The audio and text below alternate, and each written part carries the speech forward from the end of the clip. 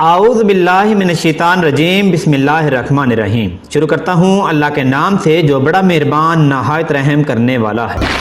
प्यारे दोस्तों, इमाम मेहदी अलैहिस्सलाम के ज़हूर का ज़माना करीब आ चुका है और ये बात हम कई दहाइयों से सुनते आ रहे हैं, लेकिन हाल ही में ऐसा कुछ हुआ है जिसको देखकर हम यकीन से कह सकते हैं कि इमाम मेहदी अलैहिस्सलाम के ज़हूर का ज़माना करीब आ गया है। हम ये बात ऐसे भी कह सकते हैं कि दज्जाल और इमाम मेहदी अलैहिस्सलाम के ज़हूर का वक़्त एक साथ नज़दीक आएगा। इस हवाले से ये कुछ गलत ना होगा। प्यारे दोस्तों, हमारे प्यारे नबी हज़रत मोहम्मद मुस्तफ़ा सल्लल्लाहु अलैहि वसल्लम का फरमान है कि जब दज्जाल का खरूज होगा तो तब इंतजार करना कि जब खरासान से काले झंडे निकलें और वो मशरक की जानब जाएं, तो तुम इंतजार करना कि मेरी औलाद में से एक शख्स जिसका नाम मेरे नाम पर मोहम्मद होगा, वो अल्लाह तबारक व तआला के लोगों के दरमियान मुमताज कर देगा और वो खरासान के इन लश्करों की क़यादत करेगा और दज्जाल से जंग करेगा। और दज्जाल से पहली जंग के वक़्त हजरत ईसा अलैहिस्सलाम आसमान से दोबारा नाज़िल होंगे। प्यारे दोस्तों, इस हदीस के मुख्तसर तशरीहात में कहा जाता है कि ये हदीस इमाम मेहदी अलैहिस्सलाम के बारे में है, जिनका असल नाम मोहम्मद होगा और उनके बाप का नाम अब्दुल्ला और माँ का नाम आमना होगा और वो भी इस वक्त 40 बरस के होंगे और खाना काबा के तवाफ में मसरूफ होंगे। जब उलमा इकराम की एक जमात जिन पर अल्लाह तबारक व तआला ने अपना खास करम किया होगा, वो इनको पहचान लेंगे और उनके हाथ पर बैयत करेंगे और यूं इमाम मेहदी अलैहिस्सलाम का ज़हूर होगा। और इससे चंद दिन पहले खरासान से काले झंडे निकलेंगे जो दज्जाल का मुकाबला करने के लिए होंगे। प्यारे दोस्तों, इस हदीस से दो बातों का पता चलता है कि हजरत इमाम मेहदी अलैहिस्सलाम का ज़हूर दज्जाल के खरूज के बाद होगा, यानी दज्जाल के दायर होने के कुछ अरसे बाद, जब दज्जाल पूरी दुनिया पर अपना कब्जा जमा चुका होगा सिवाय मदीना और मक्का के, और वो अपनी फौजें लेकर शाम के दारुल हुकूमत दमिश्क पर हमला करेगा। इस वक्त हजरत इमाम मेहदी अलैहिस्सलाम इन खरासानी लश्करों को, जिनके झंडों का रंग काला होगा, उनकी क़यादत करेंगे। अब ही सुबह फजर के वक्त हजरत ईसा अलैहिस्सलाम दमिश्क की जामिया मस्जिद के मीनार पर आसमान से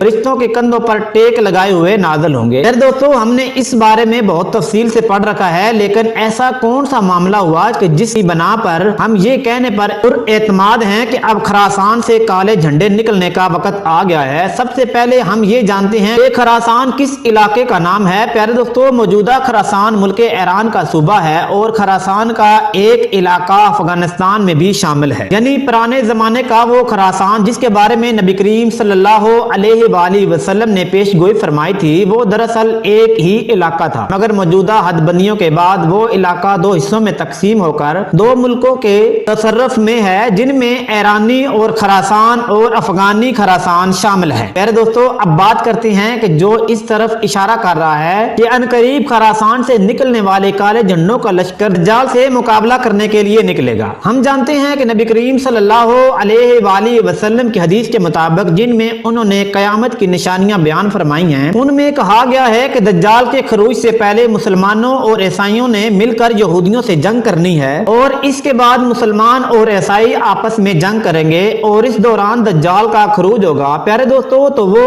आखिरी जंग कौन सी है जो इस मामले को इस जंग तक ले जाएगी, जिसमें यहूदी एक तरफ और मुसलमान एक तरफ और ईसाई दूसरी तरफ होंगे। दोस्तों, जैसा कि आप लोग जानते हैं कि कुछ दिन कबल फलस्तीन की जानब से इसराइल पर हमला हुआ और अब इसराइल पूरी ताकत के साथ गजा पर अटैक कर रहा है और इसमें इसका साथ दुनिया की बहुत सी हुकूमतें दे रही हैं। प्यारे दोस्तों, हाल ही में एक खबर सामने आई है कि जिसने इस चीज के इम्कानात रोशन कर दिए हैं कि शायद अब ईसाई मुसलमानों के शाना बेशाना यहूदियों के होकर लड़ेंगे, और वो खबर ईसाइयों के इस सबसे कदीम चर्च की है जो फलस्तीन के इलाके में कायम है और जिसकी तारीख सन 425 ईस्वी तक जाती है। इस खबर के मुताबिक ईसाइयों का वो चर्च इसराइली बमबारी के नतीजे में बर्बाद हो गया है और ये चर्च भी वो ही है जिसमें हजरत ईसा अलैहिस्सलाम का वो कपड़ा जिसमें उन्हें लपेटा गया था जब वो पैदा हुए थे, और वो कपड़ा जिसमें ईसाइयों के अकीदे के मुताबिक हजरत ईसा अलैहिस्सलाम को सलीब देने के बाद रखा गया था, जिस पर उनका खून भी लगा हुआ है, और हजरत ईसा अलैहिस्सलाम का वो झूला معاملہ جس میں ان کو پیدائش کے بعد لٹایا گیا تھا، یہ تمام کے تمام تبرکات اس چرچ کے اندر رکھے گئے ہیں۔ اگر یہ چرچ اسرائیلی بمباری کے نتیجے میں تباہ ہو جاتا ہے تو یہ اس قدر بڑی پیش رفت ہوگی کہ اس سے ساری عیسائی دنیا میں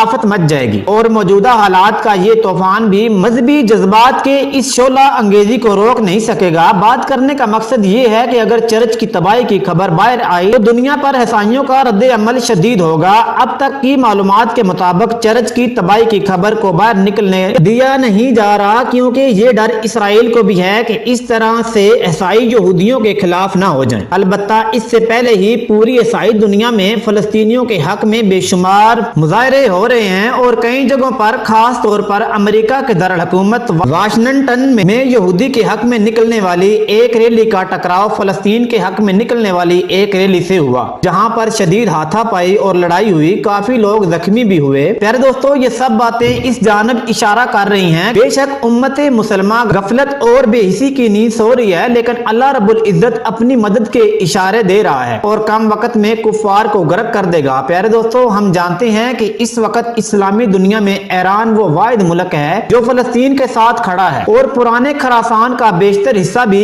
ایران کے پاس ہے۔ اس پہ یہ گمان کیا جا سکتا ہے کہ جو لشکر خراسان سے کالے جھنڈوں کے ساتھ نکلے گا وہ ایران سے ہی نکلے گا، لیکن یہ بھی ایک حقیقت ہے کہ کالے جھنڈوں کا استعمال افغانی خراسان میں موجود طالبان کی وہ جماعت کرتی ہے جن کا دوسرے طالبان سے افغانی حکومت کے معاملے پر شدید اختلاف چل رہا ہے۔ اس لیے یہ قیاس کرنا فی الحال مشکل ہوگا کہ امام مہدی علیہ السلام کی نصرت اور قیادت میں جو کالے جھنڈوں والا لشکر نکلے گا وہ افغان طالبان کے ناراض گروہ کا ہوگا یا ایرانی خراسان میں موجود شیعہ کا۔ اس لیے اس بات پر یقین کرنا کافی مشکل ہوگا۔ البتہ یہ لشکر خراسان سے نکلے گا، اس پر سب علماء اکرام کا اتفاق ہے۔ موجودہ حالات کو دیکھتے ہوئے دنیا کی سب کے سب ناظرین اسی طرف اشارہ کر رہے ہیں کہ اب دجال کے خروج کا وقت بہت قریب آتا جا رہا ہے۔ جیسے ہی اس چرچ کی تباہی باہر آئے گی تو اس کے بعد حالات بد سے بدتر ہو جائیں گے، اور سب سے پہلے دجال کا فتنہ ہمیں اپنے گھیرے میں لے لے گا۔